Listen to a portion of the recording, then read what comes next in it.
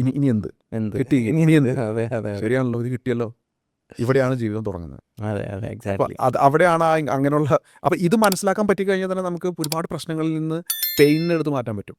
അതെ അതെ അതെ ആ പ്രോബ്ലം ഈ പ്രോബ്ലത്തിന് എൻജോയ് ചെയ്യുന്ന കുറേ ആൾക്കാരുണ്ട്. തീർച്ചയായിട്ടും. നേരത്തെ പറഞ്ഞ പോലെ ഇത് പോയാൽ വാട്ട് നെക്സ്റ്റ് എന്ന് അതെ, അറിയില്ല അതെ, അവർക്ക്. അതെ. അപ്പോൾ അവിടെ നമുക്ക് അതുകൊണ്ടാണ് ഞാൻ പറയുന്നത് കോച്ചിങ്ങിൽ നമ്മൾ ഒന്ന് ഹീൽ ചെയ്യും. ഹീലിംഗ് എന്ന് പറഞ്ഞാൽ ഇന്നർ ചൈൽഡ് ഉണ്ടാവും, ചെറുപ്പത്തിലുള്ള കുറേ പ്രശ്നങ്ങളുണ്ടാവും. അതൊന്ന് നമ്മൾ തെറാപ്പിയിലും അല്ലെങ്കിൽ NLP വഴിയൊക്കെ നമ്മൾ അതിനെ എടുത്ത് കളഞ്ഞു കഴിഞ്ഞാൽ അവർ സ്റ്റേബിളായി കഴിഞ്ഞാൽ ഈ സ്റ്റെബിലിറ്റി നിർത്താനുള്ള ഒരു പ്രോസസ്സ് വേണം. കാരണം ഇവർ വീണ്ടും ഇതിലേക്കാണ് പോകുന്നത്. സാധാരണ ജീവിതത്തിലേക്ക് പോകുമ്പോൾ ഇനിയും പ്രശ്നങ്ങൾ കയറി വരാം അകത്തേക്ക്.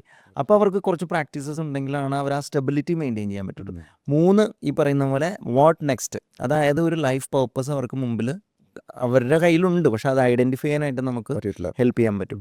അപ്പോൾ ആ ലൈഫ് പർപ്പസും കൂടെ അവരെടുത്തു കഴിഞ്ഞാൽ പിന്നെ അതിലേക്ക് എങ്ങനെ ഗോളിലേക്ക് എങ്ങനെ പോകണം എന്നുള്ള രീതിയും കൂടെ അവർ തന്നെ ഡിസൈൻ ചെയ്യും അവരുടെ ലൈഫ്. ശരിക്കും പറഞ്ഞാൽ ഇപ്പൊ നമ്മൾ ഈ പറഞ്ഞ കാര്യങ്ങളുണ്ടല്ലോ, ഇത് നിങ്ങൾ ഒരുവിധം അലൈൻ ചെയ്ത് കൊടുത്താൽ തന്നെ അവർക്ക് അവരുടെ ഓൺ ഇൻറ്റ്യൂഷൻസിന് റീഡ് ചെയ്യാൻ പറ്റും. തീർച്ചയായിട്ടും